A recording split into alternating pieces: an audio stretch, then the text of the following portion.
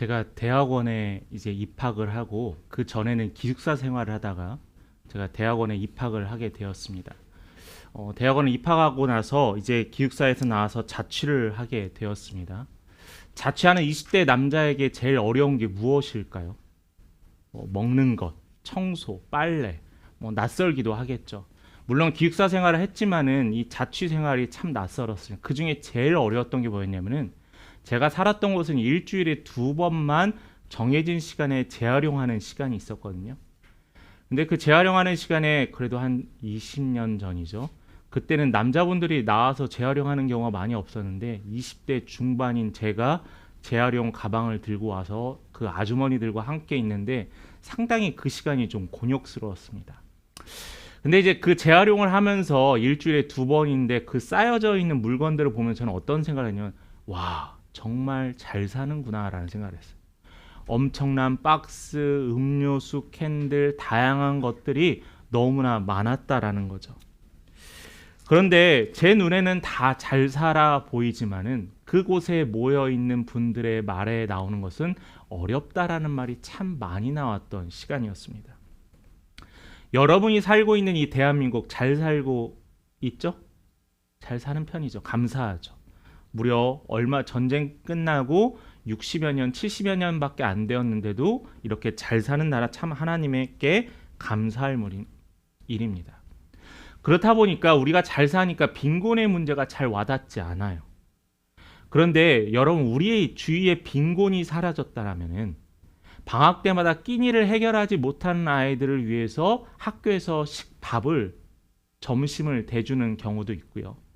또한 식사하시는 분들이 어려움을 겪으실까봐 복지단체나 또한 선교단체에서 각 집에 반찬도 배달하기도 합니다. 제가 얼마 전에 그 낙원상가, 종로에 있는 낙원상가에도 갔었는데 점심시간 되니까 정말 길이 어마어마하게 섰더라고요. 아직 잘 사는 대한민국이지만 이 빈곤의 문제가 완전히 해결되지 않은 것 같습니다. 그렇다면은 왜 이 빈곤의 문제가 해결되지 않았을까요? 어떤 사람은 되게 정말 풍요롭게 살고 억억하면서 사는데 왜 어떤 사람은 끼니도 해결하지 못할까요? 가난한 사람이 혹시 게을러서 그런 걸까요? 아니면 풍요로운 사람은 능력이 좋아서 그런 걸까요? 그런데 제가 지금까지 이 빈곤에 대해서 이야기를 하면서 어떤 빈곤이냐, 식이었습니다. 특별히 의식주에 관해서는 우리가 빈곤이라는 것에 가난하다는 것을 잘 깨닫는데 근데 지금 우리가 사는 세상에서 이 빈곤이 많이 확대되어야 한다고 생각을 해요. 빈곤이라는 말은 분명한 것은 먹을 것에 식에 대해서 한정되어 있는 게 아닙니다. 예를 들면요. 여러분들 너무나 잘 아시는 미국의 병원비가 비싸다는 건 다 압니다. 그렇죠? 근데 이제 미국의 병원비가 너무 비싸서 국가보험이나 개인보험이 없는 사람들은 병원에 가기가 참 어려워요. 근데 이 보험조차 들기도 어려워하는 분들이 너무나 많다라는 거죠. 이가 많이 썩은 한 소녀가 있었는데 이 소녀가 치과에 가지 않는 거예요. 왜 안 가냐면은 치과 치료 비용이 너무나 비싸기 때문이죠. 저도 이런 경우가 있었습니다. 갑자기 몸이 아파서 응급실에 갔는데 4시간 만에 우리나라 돈으로 3천만 원 정도의 진료비가 나왔어요. 저는 다행히 학생이어서 학생보험으로 커버가 많이 됐지만은 만약 이런 생활을 살고 있는 그 나라의 사람들은 병원 가기가 참 어렵고 힘들 거라고 생각합니다. 이게 바로 뭐냐면은 치료받지 못하는 빈곤의 문제라는 거죠. 또 이외에도 이런 것도 있습니다. 대한민국에 살고 있는 한 대학생이 지방에서 서울로 대학교에 왔습니다. 축하해 줄 일이고 정말로 기뻐할 일이죠. 근데 이 학생이 충분하게 가정에서 서포터를 지지를 할 수 없는 거예요. 그러다 보니까 학교에서 국가에서 장학금은 이렇게 지원을 해줬는데 막상 살 수 있는 돈이 없는 거예요. 아르바이트를 해야만 했습니다. 아르바이트를 하지 못하면 먹는 것, 책 사는 것, 교통비 또한 월세를 감당할 수 없었어요. 그렇다 보니까 이 학생은 대학교에 들어갔지만은 꿈을 가지고 대학교에 들어갔지만은 진로를 위해서 대학교에 들어갔지만은 결국에는 아르바이트에 허덕이며 살고 있는 우리 대학생의 모습. 그래서 꿈조차 꿀 수 없는 기회조차 없는 이 학생. 이게 바로 빈곤이라는 거예요. 그래서 저는 빈곤이란 이렇게 생각합니다. 인간다운 삶을 살 수 있느냐 없느냐의 문제라는 거죠. 그런데 여러분, 제가 이렇게 말한 것에 더해서 하나 더 중요한 게 있습니다. 그게 뭐냐면은 그 어느 것보다 더 우선돼야 하는 게 있어요. 그게 바로 영적 빈곤을 해결해야 한다는 거예요. 영적 빈곤. 영적 빈곤은 잘 느껴지지 않아요. 잘 보여지지 않아요. 못 먹으면 배고픔이 느껴지는데 기도하지 않는다고 특별하게 체험이 되지 않아요. 예배드리지 않는다고 예수의 말씀대로 살지 않는다고 나에게 특별한 해가 있는 것 같지 않아요. 아니라는 거죠. 이것은 필수적인 문제예요. 여러분, 하나님을 모르는 무지도요, 가난이에요. 또 자신이 죄인인 줄 모르고 이 땅에서 살아가는 것도 영적 믿음의 가난이라는 거죠. 그렇다고 우리가 이 가난을 해결할 곳이 없을까요? 여러분, 주위를 둘러보세요. 이 시간, 이 11시에 얼마나 많은 교회들이 있어요. 그 교회 안에서 예배를 드리고 있잖아요. 정말 많습니다. 교회뿐만 아니라 말씀의 홍수예요. 우리 교회만 해도 적게는 한 달에 5개에서 6개의 설교의 영상이 나오는데, 큰 교회 같은 경우는 매 예배마다 영상이 나오고 또 그 한 영상을 가지고 쇼츠도 만들고 또 편집도 하고 정말 많은 것을 뽑아냅니다. 뿐만 아니라 24시간 하는 기독교 방송, CTS, CGN TV, 그 외의 방송들이 24시간 계속 예배와 말씀을 나오고 있죠. 자, 이렇게 교회도 많고 말씀도 풍요로운데 왜 우리는 영적인 빈곤함을 느끼며 살아가느냐는 거예요. 때로는 영적인 이 궁핍함을 느끼지 못하고 살아가고 있다라는 거예요. 왜냐고요? 우리 삶에서 영적인 체험이 없거든요. 머리로는 아무튼 교회에서 내내 딴신경하다가 말씀의 포인트만 들어서 알게 되었는데 지식은 자꾸자꾸 쌓여지는데 체험이 없는 거예요. 오늘 본문을 우리가 이미 읽었지만 바울이 체험했던 간증이 없는 거예요. 바울이 경험했던 하나님을 우리가 체험하지 못하니까 말씀이 그냥 한낱 좋은 책의 글귀와 똑같아지는 거죠. 그러니까 그 말씀이 우리 삶에서 영향력이 없는 거예요. 체험이 있으면요, 떠나지 않아요. 하나님을 만나는 경험이 있고 매일매일 하나님을 체험하는 경험이 있으면요, 아무리 밀어내도요, 하나님, 저는 하나님 발목 꽉 붙잡고 있을게요 라고 하는 거죠. 수많은 성경 공부와 제자 훈련, 하나님 주신 이 귀한 달란트, 이것이 많지만은 우리는 빈곤을 느끼고 있습니다. 이 빈곤한 삶을 살고 있었던 자가 누구였냐면은 바울, 그 이전에 사울이라는 거죠. 우리가 첫 번째로 나눌 것은 오늘 나는 나의 의를 따랐다라는 주제로 말씀을 나눴으면 좋겠습니다. 나의 의. 이게 누구의 고백이냐면 바울이에요. 바울이 예수를 다메섹 도상에서 만나기 그 전에 의를 따랐던 게 바로 누구냐면은 스스로의 의를 따랐다라고 고백을 합니다. 지난주에 말씀에서 바울이 유대인들의 선동에 의해서 로마 천부장 앞에 끌려오게 됩니다. 수많은 사람의 돌팔매질과 사람들의 구타를 당하면서 쫓겨나게 돼요. 그 바울이 천부장 앞에서 말할 수 있는 기회를 달라고 합니다. 그 오늘 장면이 바로 오늘부터예요. 그들은 그런 악한 행동으로 유대인들의 악한 행동을 할 수 있었던 이유는 다른 게 아니에요. 무지했어요. 알지 못했어요. 그들은 스스로 안다 하였지만 하나님을 알지 못한 이 어리석음으로 말미암아 하나님을 알지 못했다라는 거죠. 자, 오늘 본문을 함께 같이 봅니다. 1절의 말씀, 우리 본문에 나와 있지 않는데 1절의 말씀에 보면은 뭘로 시작하냐면 바울이 부형들아라고 시작해요. 부형이 뭘까요? 형제와 아버지입니다. 그러니까 유대 사회에서는 아주 존칭을 하는 것 중에서 나의 brother, 나의 father 하는 것처럼 이렇게 나의 형제와 아버지를 부르는 거예요. 누구를요? 자신을 핍박했던 유대인들을요. 왜 그들에게 존칭을 할까요? 왜냐하면 바울은 자신의 이야기를 그들에게 들려줘야만 했거든요. 2절과 3절을 한번 봅니다. 그들이 그가 히브리 말로 말함을 듣고 더욱 조용한지라. 여기서 왜 히브리 말로 이야기했냐면은 유대인들을 향한 바울의 이야기이기 때문에 이 자리에는 헬라어로 듣는 로마어로 듣는 사람들이 있었지만은 바울은 유대인들을 향해서 이야기했습니다. 계속 있습니다. 나는 유대인 3절입니다. 나는 유대인으로 길리기아 다소에서 났고 이성에서 자라 가말리엘의 문화에서 우리 조상들의 율법의 엄한 교훈을 받았고 오늘 너희 모든 사람처럼 하나님께 대하여 열심히 있는 자라. 누구에 대한 이야기예요? 사울이었을 때의 이야기예요. 자, 공통점에 대해서 이야기합니다. 바울이 뭐냐면 나는 너희들과 같아. 나는 너희들과 예전에 같았어. 너희들이 잘 알고 있지. 가말리엘이라는 그 율법에 아주 훌륭한 교육하는 그 학문의 집단에서 나는 거기서 공부를 했어. 나는 바리새파였어. 또한 나는 너희들이 생각할 것처럼 하나님의 의를 위해서 열심히 했던 자야라고 그 유대인들과의 공통점을 찾아요. 공통점. 여러분 그런 거 아시죠?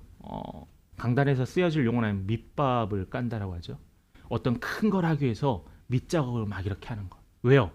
나를 싫어하고 나를 격노하고 나를에게 분노를 표현하는 자들에게 아니야 나는 너와 여기가 같은 사람이야 같은 편이야라고 동질감의 마음을 줍니다. 왜요? 하나님의 말씀이 그들에게 스며들게 하기 위해서요. 더 나아가서 4절과 5절에서는 더 확실하게 증명합니다. 내가 이 돌을 박해하여 사람을 죽이기까지 하고 남녀를 결박하여 옥에 넘겼노니. 자, 바울이 사울이었을 때 했던 일이에요. 예수라는 자에 대해서 전했던 자들을 바울이 잡아왔고 그들을 죽였고 남녀노소 생각하지 않았고 그들을 결박하였다는 거예요. 마치 너희들과 같이요. 누가요? 사울이요. 누가요? 예수 만나기 전 사울이요. 그걸 누가 증거할 수 있냐면은 너희들이 너무나 믿고 따르는 5절에 나타나 있는 대제사장과 모든 장로들이 이 바울의 증인이라고 했어요. 야, 너희들이 그렇게 믿고 따르는 대제사장과 장로들이 내가 그렇게 살았음을 증거할 수 있어.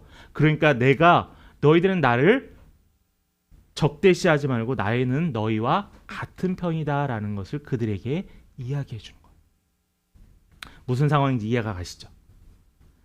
자, 바울은 그들의 접합점에 대해서 이야기했습니다. 그런데 여기 이렇게 밑작업을 했던 이유는 다른 게 아니에요. 너희들과 같았지만은 지금의 나는 달라졌다라는 것을 이야기하기 위함이에요. 유대인과 바울의 지금 차이는 뭘까요? 의로움의 차이입니다. 바울이 자신을 소개하면서 나는 하나님의 의를 위하여 살았다라고 고백했지만은 바울은요 하나님의 의를 위해 살지 않았었어요. 지금 바울 앞에 있는 분내하고 성내하는 그 유대인들도 하나님의 의로움으로 살아가고 있지 않았다라는 거예요. 그들은 스스로를 나는 법이 없이도 살 사람이야. 나는 율법을 지키는 자야. 나는 바리새파야. 나는 서기관이야. 나는 사두개인이야. 하면서 그들은 스스로 자신들을 의롭게 여겼어요. 걷는 것도 달랐고요. 나는 너희들과 다르다라는 항상 우월의식이 있었습니다. 하나님의 의는 자신을 높이는 게 아니라 하나님을 높이는 거거든요. 그런데 그들은 어리석었죠. 예수님이 누가복음에서 그 바리새인의 비유를 통해서 이야기를 한 적이 있습니다. 바리새파는 우리가 너무나 잘 알듯이 구별된 자라는 거죠. 구별된 자. 저도 그런 거 많이 이야기해요. 근데 저는 바리새파와는 다르다고 생각하는데 이게 교만이 될 수도 있다라는 거예요. 왜냐하면은 우리는 하나님으로부터 구별된 자야라고 생각하는 게 사실은 나에게 특권이 주어지는 게 아니라 나에게 의무를 주어지는 거거든요. 근데 우리는 특권이라고 생각을 해요. 그러면은 바리새파와 같이 되는 거거든요. 예수님의 이야기에서는 너희들은 왜 스스로를 구별된 자라고 이야기하느냐라고 하면서 그들의 엘리트적인 자부심에 대해서 이야기를 합니다. 성전에서 기도하는 바리새인 비유를 통해서 율법은 그들은 스스로 지키고 있고 하나님의 의를 위하여 산다 했지만 결국에는 자신을 자랑하기 위함이고 자신이 저들과는 다르다는 특권의식을 나타내기 위한 율법이었다는 거예요. 여러분 기억하세요. 바리새파는요 2000년 전에 어리석은 자들이 했던 게 아니에요. 2000년 이후에 오늘날에도 바리새파가 생길 수 있다는 거예요. 나는 의롭고 나는 잘하고 나는 그 누구가 보기에도 신앙생활을 잘하고 있는 사람이라고 우월감에 있는 자가 2024년에 바리새파가 될 수 있다는 거예요. 그래서 우리는 늘 겸손해야 돼요. 헌금 기도할 때 우리는 하나님께서 우리에게 수익을 얻게 하신 것에 대해서 어떻게 하죠? 하나님께 영광 돌리는 거예요. 내가 예배를 드리게 이 자리에 나와준 것이 아니라 하나님께 감사하고 영광 드리기 위해 이 자리에 나온 거예요. 그러므로 하나님의 의는 뭐냐면은, 바리새인들이 잘못한 것은 뭐냐면은 바로 내 기준이 아닌 하나님의 기준에 해야 한다는 거죠. 그렇지만은 하나님은 사람을 사용하십니다. 온전하지 않고 부족한 자도 하나님이 사용하세요. 하나님이 사용하시겠다라고 약속하시고 하나님이 사용하시겠다고 선언하시면은 그 어리석은 사울도, 그 어리석은 다윗도, 그 연약한 아브라함도 하나님이 사용하셨다라는 거예요. 내가 우월해서 하나님이 사용하시는 게 아니고 우리 교회가 특별하게 잘나서가 사용하시는 게 아니라 하나님이 택하시겠다, 사용하시겠다 하면은 사용하시는 거라는 거죠. 우리는 그러기 위해 하나님에 대한 의무도 행해야 되고요. 또한 이웃에 대한 의무도 행해야 됩니다. 그래서 바울은 과거에는 나를 위해 살았던 신앙이었다면은 그것에 대해서 그 수많은 사람들에게 변론하고 또한 변명을 하고 있다라고 합니다. 자, 그런데 바울이 한 계기가 있었죠. 두 번째 말씀이 바로 뭐냐? 하나님의 의를 따랐다. 의. 그 전까지는 빈곤하고 자신이 풍요로운 줄 알았지만 사실은 영적으로 빈곤한 상황에 살았던 이 바울이 다메섹에서 예수 그리스도의 음성을 듣고 그 돌아옴으로 말미암아 그는 이제 전혀 새로운 삶을 살 수 있게 되었다라는 거예요.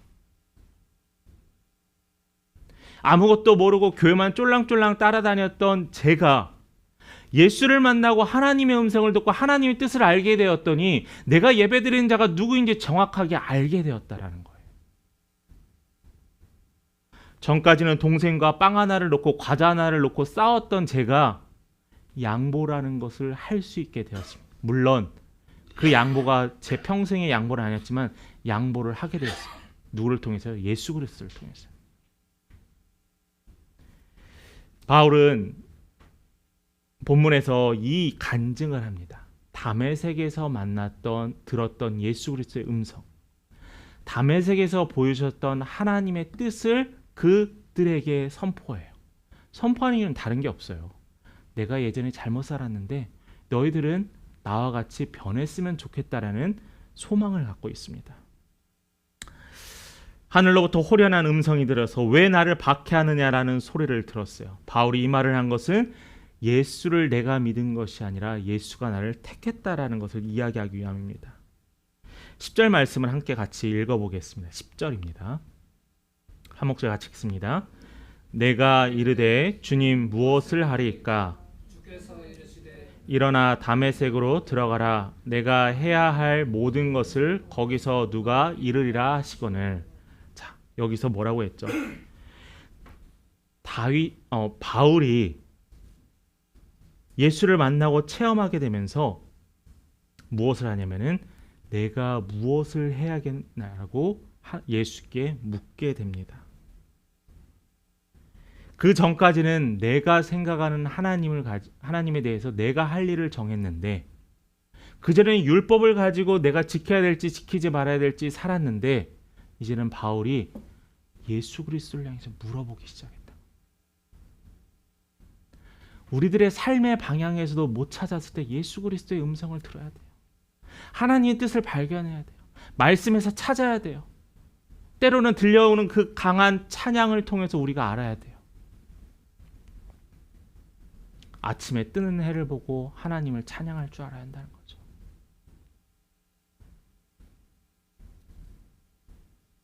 (14절을) 또한 봅니다. 14절에 그가 또 이르되 우리 조상들의 하나님이 너를 택하여 너로 하여금 자기 뜻을 알게 하시며 그 의인을 보게 하시고 그 입에서 나오는 음성을 듣게 하셨으니. 바울이 예수님을 택한 게 아니라 예수님께서 바울을 택했다라고 이미 이야기했습니다. 이렇게 경험한 바울은 어떤 계획을 세웁니까? 그는 계획이 없어요. 다메섹에서 지금 현재 그는 눈이 보이지 않아요. 아나니아가 그의 손을 통해서 바울의 눈이 보이게 하기 전까지 바울은 무엇을 해야 될지 모르는 영적인 암흑이었어요. 사실은 그의 눈이 가려지고 어두워졌지만은 그가 지내왔던 수많은 시간들이 영적인 암흑의 시간이었다는 거죠. 그런데 그가 깨닫지 못했을 뿐이라는 거죠. 기도가 나오지 않을 때가 있습니다. 말씀이 들리지 않을 때가 있어요. 그럴 때 여러분 어떻게 하세요? 몸부림치세요. 제가 한 목사님하고 대화를 하는데 좀 마음 아픈 얘기를 좀 들었습니다. 그게 나쁘다고 생각을 하지 않습니다. 그런데 씁쓸은합니다. 뭐였냐면은 우리 교회 성도님들 중에서 주일에 예배 오시기 전에 그 이찬수 목사님 설교를 꼭 듣고 오신 분이 계셔. 그리고 꼭 나한테 얘기를 해주셔라는 얘기를. 근데 목사님들도 아침에 설교 들으면서 준비하고 하시거든요. 근데 그 목사님이 좀 씁쓸하다는 거예요. 근데 거기에 대해서 씁쓸할 것도 없고 또 부러워할 것도 없고 각자 맡겨진 사명을 감당하는 거죠. 왜냐하면 주의 말씀은 오늘 저를 통하여 여러분에 선포되어지기 때문이죠. 바울도 마찬가지였어요. 구원은 하나님의 뜻과 계획이라는 거예요. 우리가 이 시간에 모여서 예배드리는 것도 하나님의 뜻과 계획이라는 거예요. 이 시간에 여러분들 하나님의 말씀을 들으면서 생각해 보는 것도, 그럼 과연 하나님께서는 나를 통해서 무슨 일을 하실까 기대하는 것도 다 주의 인도하심이라는 거죠. 왜냐하면 우리의 모든 삶은요, 주께서 책임져 주시기 때문에. 그게 믿음이에요. 그게 믿음이에요. 세상에 어떤 사람들은 그게 무슨 하나님이 하신 거야, 너가 열심히 한 거야 라고 이야기합니다. 아니에요. 하나님이 하신 거예요.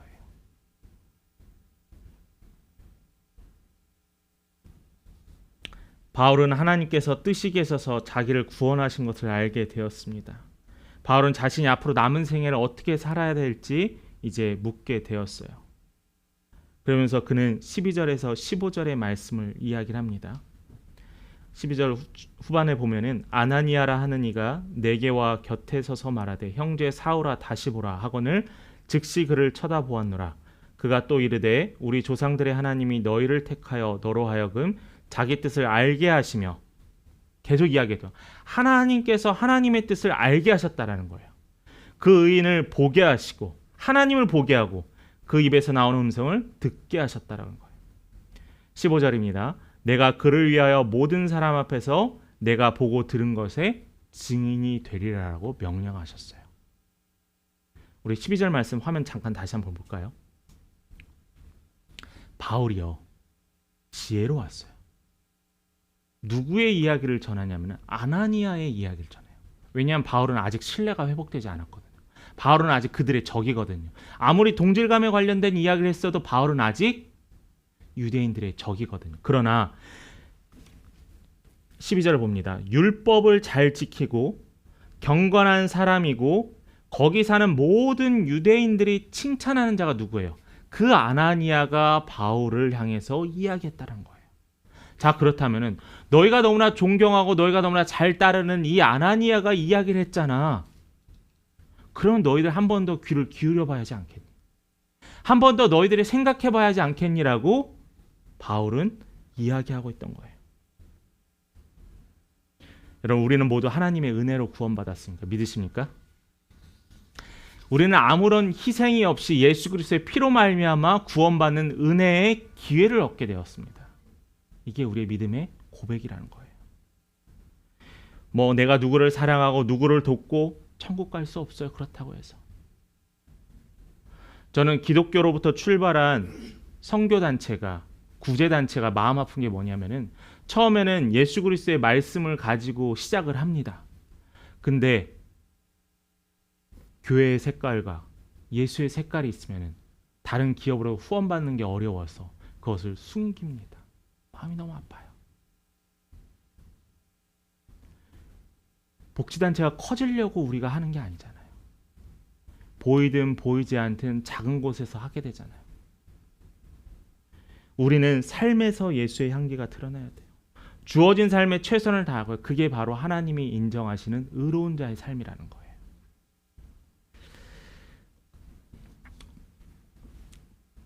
하나님의 은혜로 예수 그리스도를 통해서 믿음으로 말미암아 구원을 선물로 받게 되었습니다. 예수 그리스도의 십자가의 사건은 우리의 연약함, 또 우리의 허물, 우리의 부족함, 우리의 죄를 모두 씻어내 주셨어요. 부활하심으로 말미암아 그 완벽한 의를 온 세상에 선포하시고 선언해 주셨다는 거죠.